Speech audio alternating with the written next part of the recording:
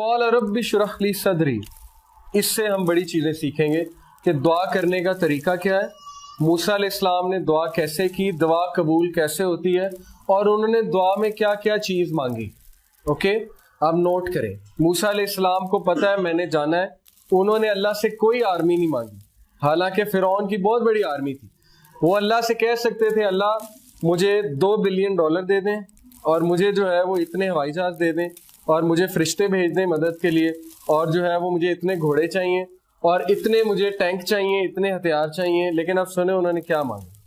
قال رب اشرح لی صدری، سب سے پہلے he said oh my lord open for me my chest، میرے شرح یعنی کھول دے، کس کو؟ صدر کو، میرے سینے کو کھول دے، یعنی گرانٹ می، اس کی تفسیر ہے grant me self confidence, contentment and boldness, okay, یعنی میک می فیئر لیس، اور جب میں وہاں جاؤں میں کانفیڈنٹ ہو کے بات کروں، اوکے، اور مجھے چیزیں دکھا، مجھے سمجھ آئے، میری آبزرویشن پاور کو بڑھائے۔ تو یہ بڑی پاورفل دعا ہے، یعنی سب سے پہلے انہوں نے اللہ سے کیا کہا، اللہ مجھے آبزرور بنائے، good observer, I should be open, okay, مجھے چیزیں نظر آنی چاہیے دا وے دے آر، اور قرآن آپ کا سینہ کھولتا ہے، دیٹس دا ریزن کہ قرآن کی اتنی فوقیت۔ وَيَسِّرْ لِي أَمْرِي، then he asked what؟ ease، انہیں پتا تھا کوئی کام بھی اللہ کی طرف سے آسانی جب تک نہیں آئے گی نہیں ہو سکتا، تو اللہ سے چھوٹے چھوٹے کاموں میں آسانی مانگنی چاہیے، اس میں کوئی شرم نہیں کرنی چاہیے، اوکے۔ عام ایک آدمی سے ہم چھوٹی بات پہ مدد مانگیں گے، وہ کہے گا یار کیا تم آ جاتے ہو، یہ بھی کوئی بات ہے مدد مانگنے والی، لیکن اللہ تعالیٰ مائنڈ کرتے ہیں، لٹرلی مائنڈ کرتے ہیں اگر آپ ان سے چھوٹی چھوٹی باتیں بھی شیئر نہ کریں، اوکے، یہ حدیث سے پروون ہے۔ تو وَيَسِّرْ لِي أَمْرِي کہ کریٹ ایز ان مائی ٹاسک، اس میں بہت زیادہ آپ پیدا کریں ایز۔ وَاحْلُلْ عُقْدَةً مِّن لِّسَانِي، he knew his weakness، okay, آپ کو اپنی ویکنس پتہ ہونی چاہیے۔ ان کی ویکنس کیا تھی؟ لکنت، زبان میں لکنت تھی، تتلا کر بولتے تھے، کیونکہ بچپن میں ایک کوئلہ منہ میں لے لیا تھا کھیلتے ہوئے، جس کی وجہ سے زبان ڈیمیج ہو گئی تھی۔ تو اللہ کو کہا کہ روانگی پیدا کیجئے میری زبان میں، کیونکہ آپ کر سکتے ہیں۔ علمہ البیان، آپ نے ہی سکھایا انسان کو بیان کرنا، تمام سپیچز آپ کی طرف سے ہیں۔ دیکھیں وہ چھوٹی چھوٹی چیزیں مانگ رہے ہیں، ہمارے لیے چھوٹی چیزیں ہیں کہ یہ بھی کوئی بات ہے اللہ سے ہم کہیں کہ اللہ میری زبان اس طرح کرتی ہے تو اس کو سیدھا کر دیں۔ ہم تو مانگیں گے اللہ مجھے دولت دے دے، مجھے یہ کر دے، اوکے، میری جو ہے وہ میرے پاس یہ آ جائے، وہ آ جائے، بڑا گھر آ جائے، لیکن he is asking value added things in life, کہ میری زبان کی لکنت ختم ہو جائے، یفقہوا قولی، تاکہ وہ میری سپیچ کو انڈرسٹینڈ کریں۔ کیوں؟ کیونکہ اب موسیٰ علیہ السلام کی نیت کیا تھی اس دعا کے پیچھے؟ پرسنل تھی، زبان کو کیوں وہ صحیح کروا رہے تھے؟ تاکہ وہ اللہ کا پیغام اچھے انداز سے نوا، ان کا جو بیج تھا وہ بڑا اسٹرانگ تھا، اس لیے درخت بہت اسٹرانگ تھا، اوکے۔ اگر وہ اپنی پرسنل اس کے لیے کہتے، اس میں حرج کوئی نہیں ہے، اس کا یہ مطلب نہیں پرسنل کے لیے نہیں کر سکتے، بالکل کر سکتے ہیں۔ اللہ سے آپ پرسنل چیز ہر کچھ مانگ سکتے ہیں، دولت بھی مانگ سکتے ہیں، لیکن اگر نیت اچھی ہے تو کیا ہی بات ہے۔ جیسے وہ ایک حدیث ہے، وہ حدیث تو ویسے ضعیف ہے لیکن اس کا کانٹیکسٹ بڑا اچھا ہے۔ نبی صلی اللہ علیہ وسلم نے ایک صحابی سے پوچھا کہ تم نے اپنے گھر میں روشن دان کیوں بنوایا؟ انہوں نے کہا تاکہ ہوا آئے۔ تو نبی صلی اللہ علیہ وسلم نے کہا کہ کیا یہ اچھی بات ہوتی اگر تم کہتے کہ اذان کی آواز آئے تو ڈبل ریوارڈ ہوتی، ہوا تو آنی تھی، اوکے، ہوا تو ایک نیچرل پروسیس ہے، لیکن تمہاری نیت یہ تھی کہ اذان کی آواز آئے تو یہ ریوارڈ بھی ہو جاتا، تو حرج کوئی نہیں ہے، لیکن نیت ہو تو بہت ہی اچھی بات ہے۔ وَجَعَلْ لِي وَزِيرًا مِّنْ أَخْلِي، پھر انہوں نے کیا کہا، appoint for me a helper from my family, ایک وزیر اخذ کریں۔ کیا ثابت ہوا؟ چینج کے لیے ریسورسز سے زیادہ کس کی اہمیت ہے؟ Man power, okay. ریسورسز سے اگر چینج آتی تو مشرکین مکہ جو ہے وہ کامیاب ہو جاتے ہیں۔ افراد سے چینج آتی ہے، اوکے، ان افراد سے جن میں پیشن ہے۔ بہت سے میں نے چیزیں دیکھی ہیں اپنی آنکھوں کے سامنے کہ ایک بڑے تگڑے قسم کے لوگ جن کے پاس بڑی ریسورسز ہیں، ایک پروجیکٹ شروع کرتے ہیں وہ فیل ہو جاتا ہے، اور کچھ ایسے لوگ جن کے پاس کچھ بھی نہیں ہے وہ پروجیکٹ شروع کرتے ہیں اور وہ چھا جاتے ہیں۔ کیوں؟ مین پاور، اوکے، ان کے پاس ہیرے ہیں۔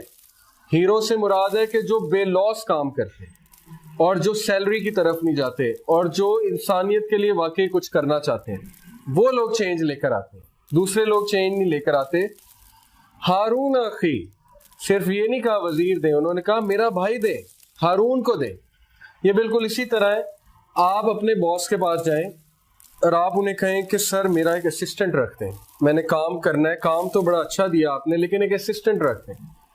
फिर आप उसे ये भी कहें कि ऐसा करें मेरे भाई को रखते हैं। ओके, तो ये आप बहुत स्पेसिफिक हो रहे हैं।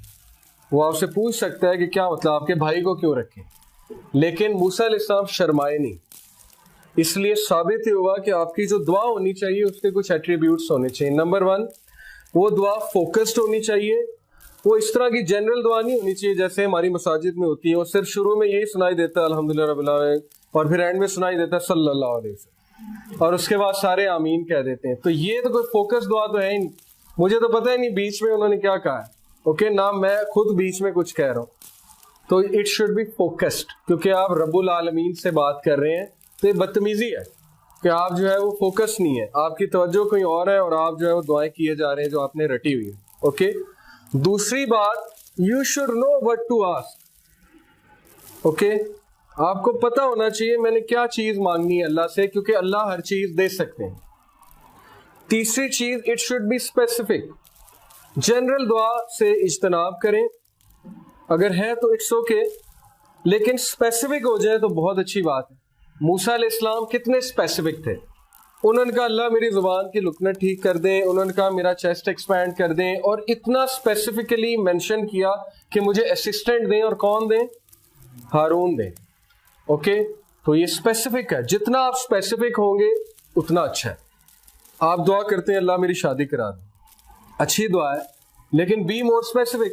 ओके, अल्लाह मेरी ऐसे शख्स से शादी करा दे, बी मोर स्पेसिफिक। अल्लाह मेरी ऐसे इंसान से शादी कराएं जो ये करता है। ओके, और स्पेसिफिक हो जाए। जितना स्पेसिफिक होते जाएंगे, जितनी डेप्थ आती जाएगी नमाज में, उतनी आपकी दुआएं कबूल होती जाएंगी, जितनी दुआ में डेप्थ आती जाएगी। ओके, तो स्पेसिफिक हो, क्योंकि आप रब्बुल आलमीन से बात कर रहे हैं, किसी आम शख्सियत से तो आप बात कर नहीं रहे। और कभी भी शर्माए ना, दुआ करते रहे। ओके, ये मत सोचे मैं क्या मांग रहा हूँ, ये कभी आपके माइंड में ना आए कि ये तो हो ही नहीं सकता, ये मैं क्या बात कर रहा हूँ, ये तो हुआ ही नहीं कभी। ओके, मायूसी वाली दुआ जो है वो रिजेक्ट कर दी जाती है। हदीस के मुताबिक दुआ वो कबूल होती है जो बहुत एफर्मेशन के साथ है, कंफर्मेशन के साथ है, आपको पता है वो कबूल हुई। और कबूलियत की शक्लें हैं, 3 शक्लें हैं। क्या क्या है? एक, या तो अल्लाह आपको वो दे देते हैं जो आप मांग रहे हैं। दूसरा, कोई तकलीफ आप पे है उसके बदले वो हटा देते हैं। और तीसरा, आपको आखिरत के लिए वो चीज रिजर्व कर लेते हैं और आखिरत में मिल जाती है। तो दुआ कभी रिजेक्ट नहीं होती, उसने कबूल ही होना है। ठीक है, लेकिन हमारा पैरामीटर ये दुआ की कबूलियत का कि वो चीज मिल जाए, तो ये दुआ की कबूलियत नहीं होती है। अल्लाह को बेहतर पता है आपके लिए अच्छी है कि बुरी है। कल को अल्लाह को आप ब्लेम कर देंगे कि मैंने ये मांगा था लेकिन आपको तो पता था ये अच्छी नहीं, तो फिर आपने क्यों दिया। ये इसी तरह एक बच्चा अपने बाप को कहे मुझे ले दें, जब बाप ले दे तो कल को बड़ा हो तो कहे ये आपने लेकर दिया था इसीलिए तो मैं खराब हूँ। और इसी तरह होता है, हम लोग अपने पेरेंट्स को हर चीज के लिए ब्लेम करते हैं। हम कहते हैं जी आपकी वजह से है, आपने मुझे यहाँ कराया होता तो ये होता। जबकि अगर हम जाएं पीछे तो हमें ये देख के शर्मिंदगी होगी कि हमने ही फोर्स किया था हमें ये एक्शन लेने पे, वो मजबूर थे। नबी सल्लल्लाहु अलैहि वसल्लम ने कहा कि 3 लोग की तरफ अल्लाह रहमत की निगाह से नहीं देखेगा क़यामत वाले दिन। उनमें पहला है अल-आक। अल-आक जो माँ से तकरार करता है। अल-आक वो शख्स है जो माँ से तकरार करता है। माँ कहती है बेटा ये क्या कर रहे हो, वो कहता है आपको नहीं पता, आपको क्या पता है, छोड़ें बस इस काम। अल-आक, अल्लाह रहमत की निगाह से भी क़यामत वाले दिन उसको नहीं देखेंगे। दूसरा अल-मन्नान। अल-मन्नान है एहसान जतलाने वाला, किसी पे एहसान करके फेवर देके लोगों को बताता है मैंने उसके साथ ये किया, उसको तो पता है कुछ नहीं था, मैंने उसको सिखाया। ओके, ये आप अपना रिवॉर्ड ज़ाया कर रहे हैं, अपनी नेकियों को आग लगा रहे हैं। तीसरा वो मर्चेंट जो झूठ बोलकर सौदा बेचे, जो लोगों को धोखा दे कि मैंने ये चीज इतने की खरीदी थी और आपको मैं सिर्फ इतने की दे रहा हूं। तो बेसिकली झूठा इंसान, लोगों को इंप्रेस करने के लिए झूठ बोलने वाला इंसान, ये 3 लोग की तरफ अल्लाह रहमत की निगाह से भी नहीं। और इनमें सबसे ज्यादा स्केरी पहला है, کیونکہ یہ ہمارا المیہ ہے. یوتھ میں ہم لوگ ماں سے تکرار بڑی کرتے ہیں. اوکے, یہ چیز آپ چھوڑ دیں کیونکہ اس کی بڑی اسٹرکٹ